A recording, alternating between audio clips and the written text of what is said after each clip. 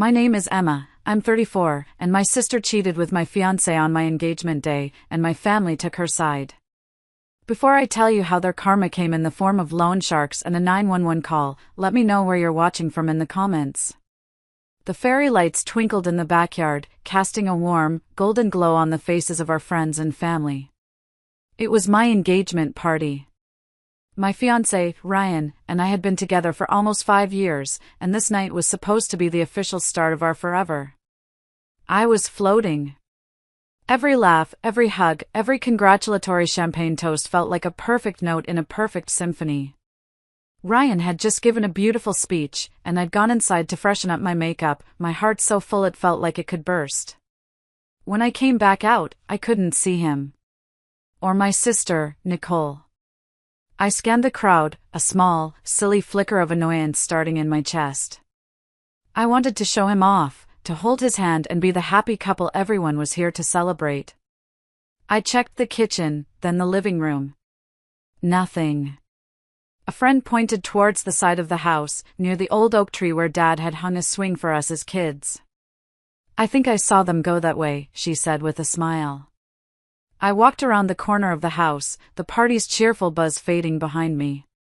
And then I saw them. They were in the shadows, but there was no mistaking their silhouettes. Nicole, my younger sister by 2 years, had her hands laced around Ryan's neck.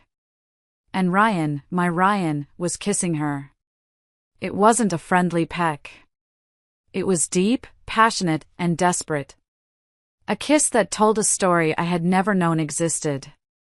The world went silent. The air left my lungs in a painful gasp. It felt like watching a movie, like this couldn't possibly be my life. They hadn't seen me. I backed away, my legs trembling, one hand clamped over my mouth to stifle a sob. I turned and fled. I didn't run through the party. I stumbled out the back gate, down the street, my pearl earrings bouncing, my pretty engagement dress feeling like a costume for a fool. I didn't stop until I reached a sterile, impersonal hotel lobby a few miles away. I paid for a room with a credit card, my hands shaking so badly I could barely sign my name. Once inside, I collapsed onto the bed, the carefully constructed reality of my life shattered into a million pieces. And then my phone, which I'd clutched in a death grip the whole time, started buzzing. A text from Ryan. Then one from Nicole. Then another from Ryan. My thumb hovered over the screen. Did I want to know? Did I have a choice? I called my best friend, Sarah. Her voice, usually so bubbly, was tight with concern when she answered on the first ring. Emma? What's wrong? Where did you go? Tears I hadn't even realized I was holding back started to stream down my face. I couldn't form words, only choked, ragged sobs. Hey, talk to me. Are you okay? Are you hurt? I saw them, I finally whispered, the words scraping my throat raw. Sarah. I saw Ryan and Nicole. They were kissing. There was a sharp intake of breath on the other end of the line. Silence. Then, a low, furious, that son of a, they're texting me, I cried. I don't know what to do. I can't read it. Okay, she said, her voice shifting into the calm, take-charge tone she used in emergencies. Okay, listen to me. Read them. You need to know everything. Read them out loud to me. I'm right here with you. Her strength gave me a sliver of courage. I opened Ryan's message first. My voice was a monotone whisper as I read it aloud. Emma, I'm so sorry you had to see that. It's been going on for a while. I only proposed to you hoping I could forget my feelings for Nicole, but I can't. You were a temporary distraction. A temporary distraction. 5 years of my life, our shared dreams, our future, a distraction. A wave of nausea rolled over me. Sarah was swearing a blue streak on the phone, a litany of curses aimed at Ryan that would have made a sailor blush. Then, I opened Nicole's. I know you're upset, but you have to understand. Ryan and I are meant to be together. It's fate. We couldn't fight it anymore. Fate. She called her betrayal of her own sister fate. There was no apology. No remorse. Only a selfish, romanticized justification for stabbing me in the heart. Suddenly, a memory, sharp and painful, flashed through my mind. I was 16, getting ready for my junior prom. My grandmother had given me her beautiful, delicate silver locket to wear. It was my most prized possession. Nicole, who was 14, begged to borrow it for a school dance the week before my prom. I said no. She threw a tantrum, and my parents stepped in. "Oh, Emma, don't be selfish," my mother had cooed. "You're the older sister, let her wear it. She'll be careful." My father just grunted in agreement. "Don't cause a fuss." I reluctantly gave in. Of course, she lost it. When I cried, my parents comforted her, telling me, "It was just an accident, honey. Don't make your sister feel bad." My heartbreak was an inconvenience. Her feelings were paramount.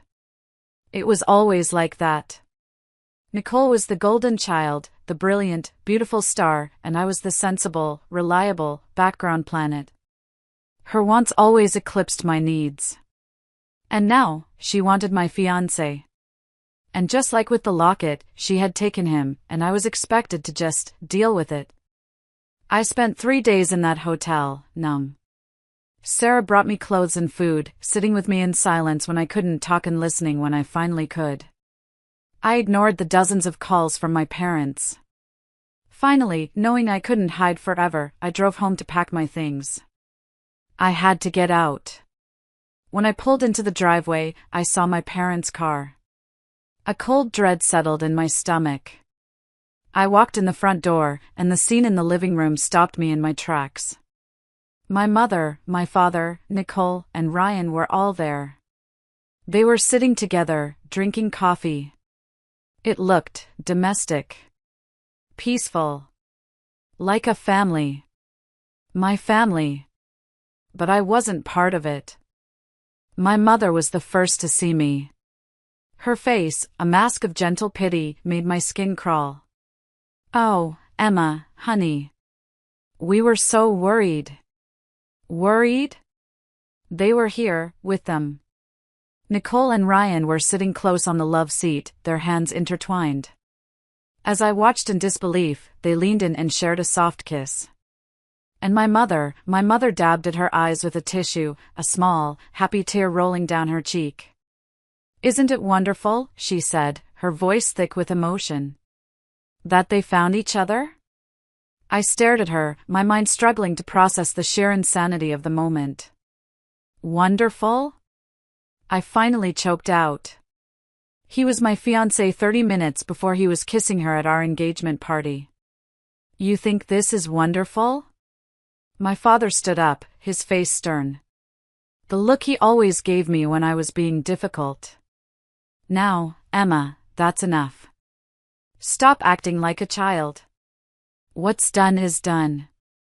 Your sister is happy. You should be happy for her." Happy for her? My voice rose, shaking with a rage that was finally breaking through the shock. "She blew up my life. He blew up my life. And you're sitting here celebrating? What is wrong with all of you?" "You're being selfish," Nicole said, her voice laced with that familiar, wounded tone she used when she wasn't getting her way. "You're just trying to ruin this for me because you're jealous." That was it. That was the moment something inside me snapped. The years of being pushed aside, of my feelings being invalidated, of being told to be the bigger person, all of it coalesced into a single, clarifying point of light. They would never see me. They would never choose me. I didn't scream. I didn't cry. I turned around without another word, walked up the stairs to my room, and pulled out my largest suitcase. I packed methodically. Clothes, books, toiletries. I packed the photos of my friends and left the family albums on the shelf. The whole time, I could hear their muffled voices downstairs. They weren't coming up to stop me. They were probably discussing how dramatic I was being. When I was done, I dragged my suitcase down the stairs. They all stared at me as I walked to the front door. "And where do you think you're going?" my father demanded. I paused with my hand on the doorknob and looked over my shoulder at the 4 people who were supposed to be my world. "I hope you'll all be very happy together," I said, my voice eerily calm. "Goodbye." I walked out, pulled the doors shut behind me, and never looked back. That night, I blocked their numbers. All of them. Weeks later, a thick, cream-colored wedding invitation arrived at Sarah's apartment, where I was staying. I threw it in the trash without opening it. Many of our mutual friends and even some of my own relatives, after hearing the full story, were disgusted. They chose my side. They stopped speaking to my family, too. The perfect family facade my parents had worked so hard to maintain had started to crumble. But I didn't know the extent of it. I didn't care. I was too busy building a new life from the ashes of the old one. The first year was the hardest. There were days I'd wake up in my tiny studio apartment and the loneliness was a physical weight on my chest. I missed the idea of my family, the one I thought I had. I missed Sunday dinners and holiday traditions, even the dysfunctional ones. I poured all that grief and anger into my work. I was a junior marketing associate at a small firm, and I decided I wasn't just going to be good at my job, I was going to be the best. I stayed late. I took on the projects nobody else wanted. I learned, I grew, and I started to climb. Within 2 years, I got a significant promotion. The new salary allowed me to move out of the tiny studio and into a beautiful 1-bedroom apartment in a modern, secure building downtown. It was my sanctuary. For the first time, I felt safe. I started making new friends, discovering new hobbies. I was building a life that was entirely mine, on my own terms, free from the shadow of my family's expectations and Nicole's endless needs. 5 years passed. 5 years of silence. 5 years of peace. I was 34, a senior marketing director at a larger company, confident and happy. The pain of the betrayal had faded from a raw, open wound to a thin, silver scar. A reminder of a battle I had fought and won. I rarely thought about them anymore. They were ghosts from another life. Then, one Tuesday evening, my phone rang. It was an unknown number.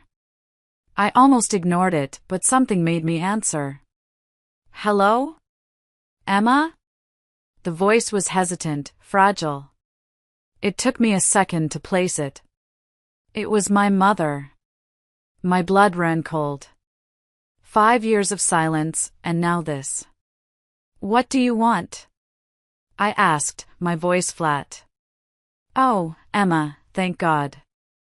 I need your help." "It's Nicole." Of course it was. It was always about Nicole. "I have to go," I said, ready to hang up. "No, please." Her voice cracked with desperation. "Please, just listen. They're in serious trouble." She told me the story in a frantic, rambling rush. After their wedding, Ryan and Nicole had used the money they'd gotten as wedding gifts to start a boutique consulting business. It had failed. Catastrophically. They'd taken out personal loans, maxed out credit cards, and then, in a final act of stupidity, had borrowed money from loan sharks. Now, they were $90,000 in debt, and the people they owed money to were not the forgiving type. They were making threats. "Everyone has chipped in what they can," my mother sobbed. "Your father and I drained our savings. We even dipped into the college fund we set aside for your future kids. We were hoping, could you help? We just need to get these men off their backs." I stood in the middle of my beautiful, peaceful living room, the city lights twinkling outside my window, and I almost laughed. The audacity. The sheer, unmitigated gall. After 5 years of silence, the first time they reach out is to ask me, the daughter they threw away, to bail out the golden child who had ruined my life. No, I said. The word was quiet, but it was solid as steel.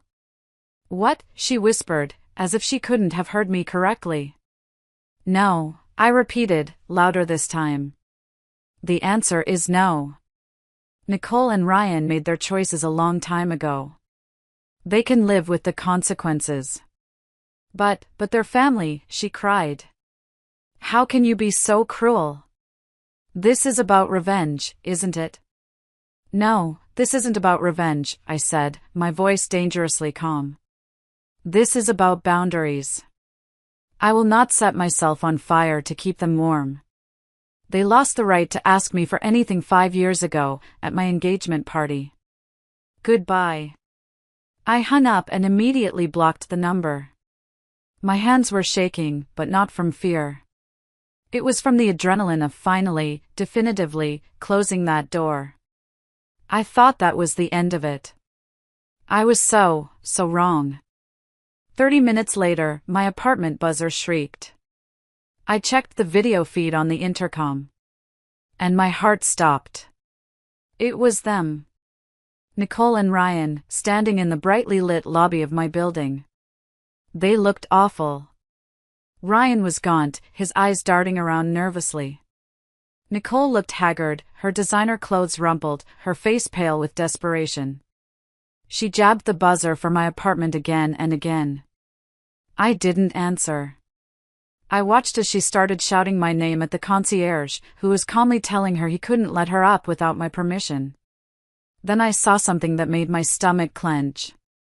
Ryan pulled a thin piece of metal from his pocket, a lockpick, and started fiddling with the main door lock. The concierge immediately stepped forward, telling him to stop, but Ryan just shoved him aside. They were trying to break in. I backed away from the intercom, my mind racing. This was beyond a family dispute. This was a criminal act. I grabbed my phone, but before I could dial 911, there was a frantic banging on my apartment door. They must have gotten past the front desk and taken the elevator. Emma! I know you're in there. Nicole screamed, her voice muffled by the thick wood. Open this door. You owe us. We're family. The handle of my door began to jiggle violently. I fumbled with my phone, my fingers clumsy with panic. I opened the door just a crack, my phone held up to record. Get away from my apartment, I said, my voice shaking. The moment they saw the opening, they shoved. The door flew open, knocking me backward. Ryan saw the phone in my hand and slapped it away. It skittered across the hardwood floor. No phones, he snarled, his eyes wild. Nicole advanced on me, her face a twisted mask of rage and entitlement. You did this, she shrieked. If you had just given us the money, none of this would be happening. You have to help us. You owe me. She pushed me hard, and I stumbled back, hitting the wall. She shoved a crumpled document into my face. It's a promissory note. Sign it. It says you'll handle our future finances. It's the least you can do after what a bad sister you've been. My brain went into overdrive. While Nicole was screaming and Ryan was trying to pick up the paper she'd dropped, I saw my chance. My keys were on the small table by the door. And on my keychain was a small, gray plastic button. The panic button for my building's security service. It was a feature I never thought I'd use. I lunged for it. Ryan saw me move and grabbed for my arm, but he was too late. My fingers slammed down on the button. I held it for the required 3 seconds. It didn't make a sound, but I knew a signal was now silently screaming for help from the security hub downstairs. I backed away from them, a strange calm washing over me. They hadn't noticed. They were still focused on their own desperation. It's over, I said. Ryan laughed, a harsh, ugly sound. It's not over until you give us the money. Oh, I'm not talking about that, I said, a slow, cold smile spreading across my face. I pointed to the small, discreet dome camera on the ceiling of the hallway outside my now open door. I'm talking about this. By the way, smile. The entire building is on a recorded loop. The color drained from their faces. They looked from the camera back to me, comprehension dawning in their eyes. At that exact moment, a piercingly loud alarm began to blare through the hallway, the building's response to the panic button. And cutting through that noise was another, even more satisfying sound, the wail of police sirens, growing rapidly closer. The police were there in under 2 minutes. 2 uniformed officers stepped out of the elevator, their expressions all business. The concierge was with them, pointing a shaking finger at my apartment. They took in the scene in an instant, me, disheveled against the wall, the scattered phone, Nicole and Ryan, frozen like animals in headlights. Nicole immediately started crying. "Officer, thank God. My sister, she's crazy. She's trying to have us evicted." The officer ignored her and looked at me. "Ma'am, are you okay?" I nodded, finding my voice. They forced their way into my apartment. They assaulted me. "That's a lie," Ryan blustered. "This is a family matter. It's about an inheritance dispute, a misunderstanding." The lead officer wasn't buying it. "Sir, your family matter involved you attempting to bypass building security and shoving a member of my staff," the concierge interjected. "We have it all on video." That was the final nail in their coffin. The fight drained out of them. As the officers cuffed them and read them their rights, Nicole kept looking at me, her eyes pleading. "Emma, please. Tell them to stop. You can't do this to me. I'm your sister." I just looked at her, at the woman who had stolen my fiancé, celebrated my pain, and then tried to blame me for her own catastrophic failures. And I felt nothing. Just a vast, quiet emptiness where my love for her used to be. I watched them get led into the elevator, and for the first time in 5 years, I felt truly, completely free. A week later, my doorbell rang. This time, on the video screen, I saw my parents. They looked defeated. Older. I let them in. They stood awkwardly in my entryway, looking around at the life I had built without them. My father, a man I had never seen cry, had tears in his eyes. "We were wrong, Emma," he said, his voice thick. "We were so wrong." After the arrest, the phone started ringing, my mother added, her voice a monotone. "Your Aunt Carol." Old friends. They'd heard what happened. They were ashamed of us. They said we had failed you. And they were right. We saw what everyone else saw all along. "We're so sorry." They finally saw it. Not because they'd had a moral epiphany, but because their public image, the thing they valued above all else, had been shattered. Their apology wasn't for me, it was for them. I took a deep breath. The old Emma would have cried, would have accepted the apology because she was so starved for their approval. But the old Emma was gone. "I hear you," I said, my voice gentle but firm. "And I understand. You're not sorry for what you did. You're sorry you got caught. You're sorry for how this makes you look." They opened their mouths to protest, but I held up a hand. "It's okay. I accept your apology.